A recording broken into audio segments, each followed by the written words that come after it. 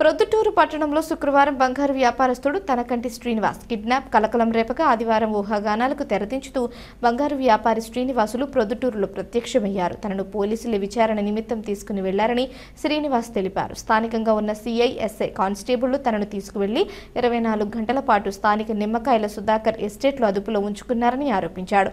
తనకు ఏమాత్రం సంబంధం లేని కేసులో విచారించారని, తన ఆస్తి పత్రాలు కూడా పోలీసులు అడిగినట్లు, దీనిపై ఉన్నతాధికారులు లోతైన విచారణ చేయాలని ఆయన డిమాండ్ చేశారు.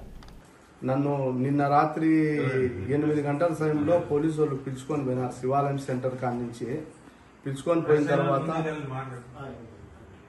పోయిన తర్వాత అక్కడ కొరపాటు రోడ్లో నుంచి పిలుచుకొని పోయి అక్కడి నుంచి ఇంకొక వెహికల్లో పిలుచుకొని పోయి అక్కడి నుంచి అక్కడ నిమ్మకాయల సుధాకర్ రెడ్డి దాంతో నన్ను ఉంచినారు. వెంకటస్వామిని కూడా అక్కడే ఉంచి అతను అప్పులు ఇచ్చిన వాళ్ళందరి పేర్లు సారు రాసుకొని వచ్చినాడు. వాళ్ళందరికీ బంగారు ఇవ్వాలంట. ఆ బంగారు ఎంత ఇవ్వాలా ఏం కథ అనేది సారు దాంట్లో చూసి చెప్తున్నాడు. దాని ప్రకారం సారుకు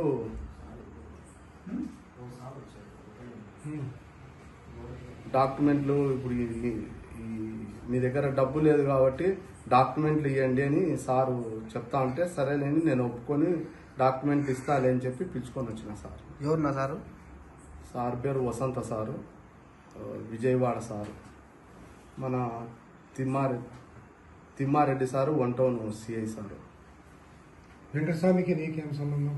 నాకు వెంకటస్వామికి సంబంధం లేదని 8 సంవత్సరాల కిందటనే నేను తెగదెంపులు చేసుకొని ఆయనకు నాకు సంబంధం లేదని పూర్తిగా మేము రాతపూర్వకంగా రాసుకొని చేసేసినాము.